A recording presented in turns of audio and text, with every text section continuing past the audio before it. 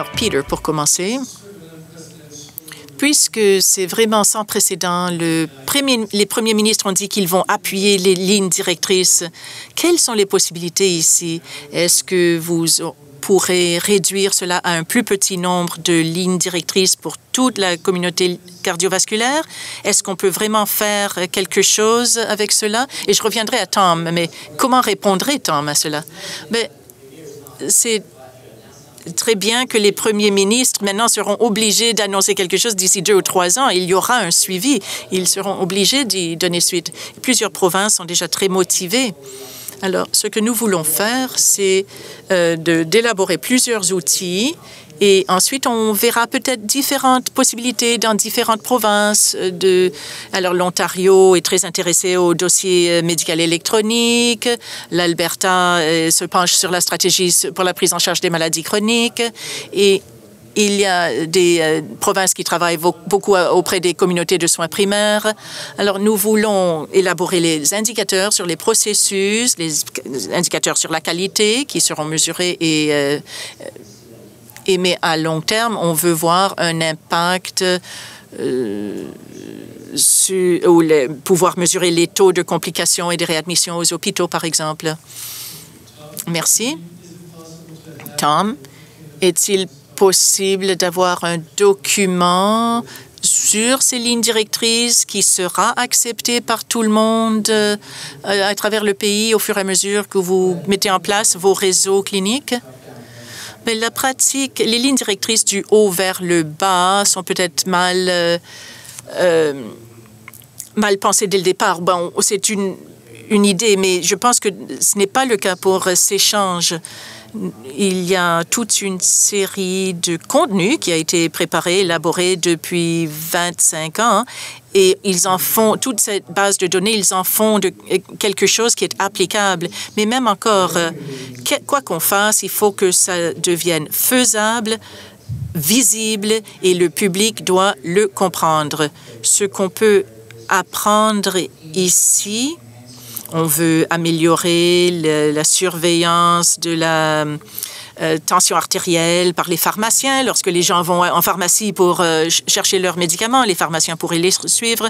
On veut que les provinces adoptent le programme S'échange. Peut-être même les services de l'Alberta pourraient devenir un organisme qui travaille en santé. Alors, il faut vraiment qu'on élabore les détails. On a la structure, les cliniciens, les programmes incitatifs.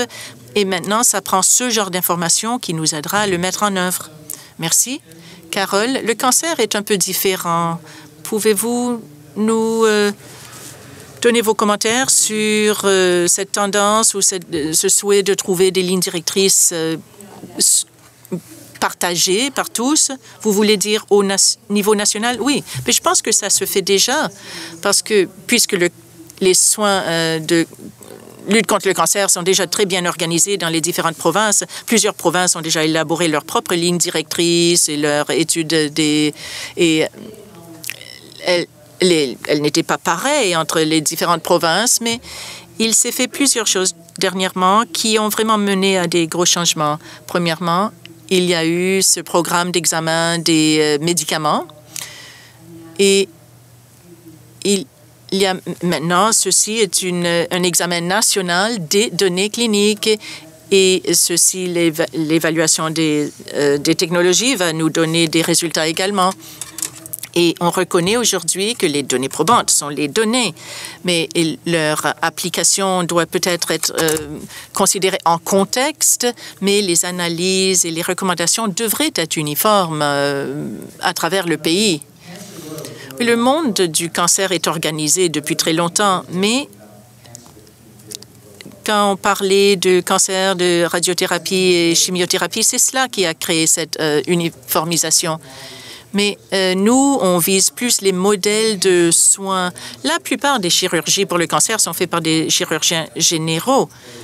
Et vous connaissez la situation qui existe. Le temps que ça prend depuis du moment que vous trouvez une anormalité à une radio jusqu'au point où vous obtenez un traitement est trop long. Alors, on essaye de réduire ce temps depuis le premier diagnostic à la première thérapie, le réduire à quelques jours ou semaines à partir d'une attente de quelques mois. Ou le rôle des tests PSA contre le cancer de la prostate. Quel est le rôle de ces tests? Parce que ces tests, on en fait bien trop, il n'y a plus de contrôle là-dessus.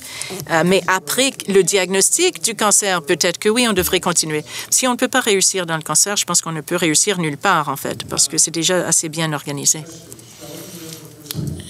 Shalom, vous avez le droit à la première question ici. J'écoute la discussion et c'est très intéressant pour moi, surtout à la lumière de ce qu'on vient de dire, la description qu'il a donnée des soins néonataux et comment la pratique peut influencer la réflexion. Dans l'Association des patients, on nous a donné toutes sortes de lignes directrices, toutes sortes de plans pour voir dans quelle mesure ils sont axés sur le patient. Et lorsque ces lignes directrices, ces parcours cliniques ou même ces réseaux sont créés par les fournisseurs uniquement, sans la participation des patients, il y a un nombreux éléments de l'expérience du patient qui ne sont pas inclus. Et ce n'est pas par mauvaise volonté, c'est juste parce que personne n'aide à les éclairer sur ce côté-là. Et une bonne partie de la journée d'aujourd'hui en a parlé un peu. On dit, bon, ben, les patients doivent participer, il faut que ce soit axé sur le patient, on veut que tout soit axé sur le patient, mais le patient, juste le fait qu'il est participant à l'élaboration des lignes directrices et du parcours clinique, ou juste le fait qu'on lui donne une copie du parcours pour lui permettre de le regarder, ça ne commence à peine à se faire.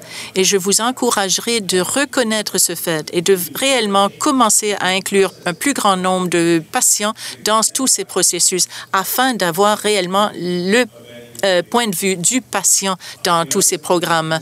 Dans l'exemple de Action Cancer, Ontario, le parcours clinique qui est à l'élaboration est très difficile pour les patients. On ne sait même pas si on pourra encore être en mesure de le faire comprendre aux patients. Alors, félicitations pour ces tentatives, mais il faut faire beaucoup plus d'efforts encore. Alors, oui, il faut que les patients soient à la table lorsqu'on est en élaboration de parcours clinique et lors de leur implantation. Ça fait partie clé, bien sûr. C'est essentiel au tout.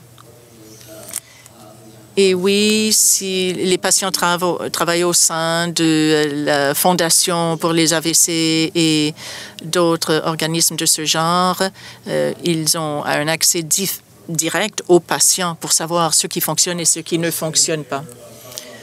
L'AVC nous envoie leurs lignes directrices pour notre examen et ils ne sont pas très axés sur les patients. Alors, tout ce qui est fait par des experts, même dans ces organismes-là. Les gens en Nouvelle-Zélande ont beaucoup d'expérience dans la matière. On a fait des travaux avec eux et eux disent utilisez tous les moyens disponibles et assurez-vous toujours qu'il y ait une méthode de vulgarisation pour le patient. Donc, nous, on dit que tous les parcours cliniques seront issus d'une vulgarisation pour que le patient puisse savoir de quoi il s'agit. Donc, ça sera tout disponible sur HealthLinks. Les patients pourront appeler pour savoir quel est leur parcours clinique. 2 questions de suite et on demandera au panel de répondre.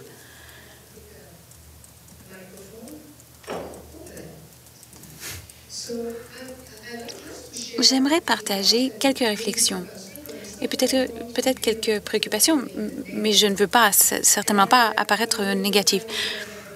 Je serai la défendresse des soins primaires et je comprends très bien qu'il faut des parcours cliniques, mais pour moi, c'est un peu un retour à la gestion de la maladie. On nous a demandé comment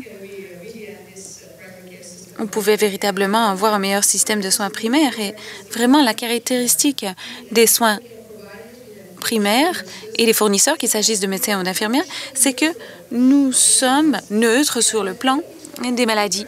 Et lorsqu'on essaie d'interagir avec les soins secondaires, on rencontre ces parcours cliniques particuliers pour une maladie. Alors, bien que je reconnaisse qu'il faut être bien organisé, si j'étais patiente, je serais très heureuse de savoir que, bon, si j'avais le cancer du poumon, qu'il y ait un bon parcours clinique pour moi. Je n'essaie pas d'être négative. Cela dit, il faut tous vous sensibiliser à l'effet qu'il faut expliquer quelle est la différence entre les soins primaires et le reste, quel est le lien entre les soins primaires et le reste. Les comorbidités doivent être issues de ces soins primaires sans égard pour la maladie. Dans les C3S et dans les CLSC, on travaille de plus en plus avec des professionnels qui sont tout à fait neutres sur le plan des maladies et qui contribuent leur expertise. Je vous demande tout simplement de penser à cela quand nous travaillons ensemble. Merci, Dominique. Ingrid. J'aimerais savoir si vous avez quelque chose à dire sur l'incertitude à communiquer à la fois aux fournisseurs de services et aux patients. Dans certaines zones, vous n'avez pas de données sur les patients âgés et fragilisés. Pour le risque de certains médicaments, c'est tout simplement un tout petit échantillon de patients bien précis.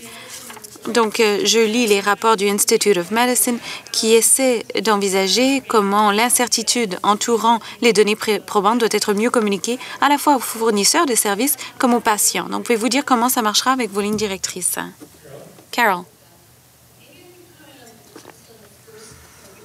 J'aimerais commenter sur le premier point parce que c'est très important. Comment intégrer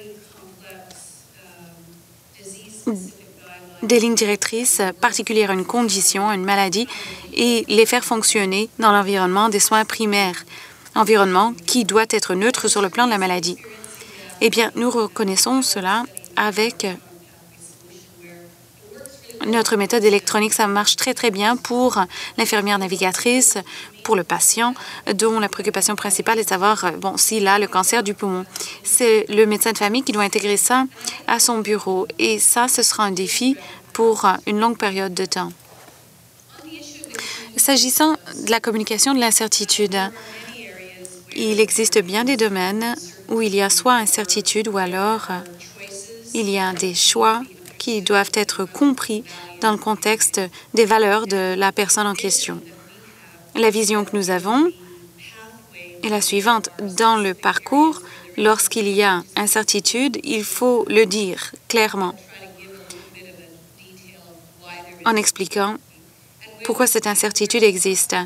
Et lorsque c'est possible, élaborer des outils d'aide à la décision pour aider les praticiens et les patients à travailler ensemble afin d'en venir à la bonne décision pour ce patient en particulier, pour que ce soit conforme à ses valeurs.